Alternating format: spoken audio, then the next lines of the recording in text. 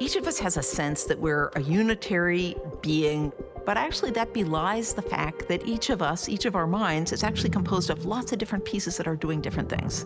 And different information can be represented in different parts of that machinery. And so a search for where am I in all of this is a little bit misguided because the I is not such a unitary thing in the first place. That feeling of unity of me is actually distributed across almost 90 billion neurons. This illusion that there's a single person inside our skulls. Inside your brain are over 100 distinct regions. Many different systems in the brain control what you do, from movement to vision to speech, and even social interaction.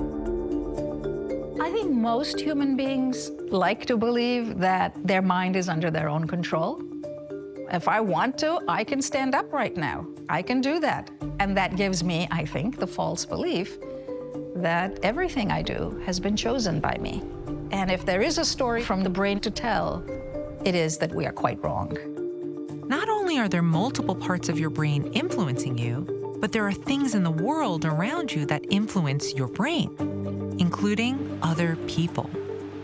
How we act and who we are in our lives is hugely determined by the expectations of the people around us. The brain helps us be the most social species on the planet. A lot of our brains are devoted to understanding other people. Our brain doesn't operate in isolation. We constantly learn, take, compare to other brains. Our brains have evolved to be able to effortlessly reason about other people. And emotions, similarly, have evolved as ways that guide our behavior. So how exactly do emotions and the emotions of others influence our brains? Neuroscientist Luke Chang studies how emotions like greed and guilt affect our decision-making. Hey, Grace, we're going to start up the Scout.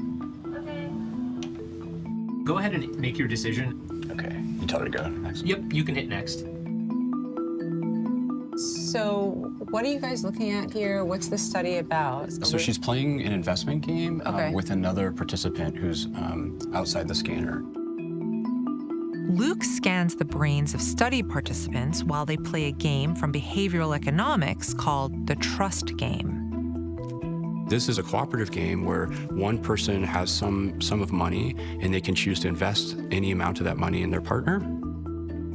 That investment grows. So then the study participant has to decide. They could be greedy and keep all the money, or they could be generous and give some of the investment back. We've always been really interested in why do people return the money when they don't have to? And guilt provides one plausible mechanism that might be driving their behavior to act cooperatively in this game. And so you're balancing and making these decisions between getting that kind of dopamine reward hit from being a little selfish versus being balanced by those feelings of maybe guilt when you're not cooperating or helping somebody else out. And the brain scans reveal which parts of the brain are most active when someone is feeling guilt. Those regions ended up being something called the insula. Signals about having this gut feeling that maybe this isn't a good idea or I'd feel really bad if I did that. Those are the signals that are originating from the insula that allow us to make decisions to avoid harming someone else.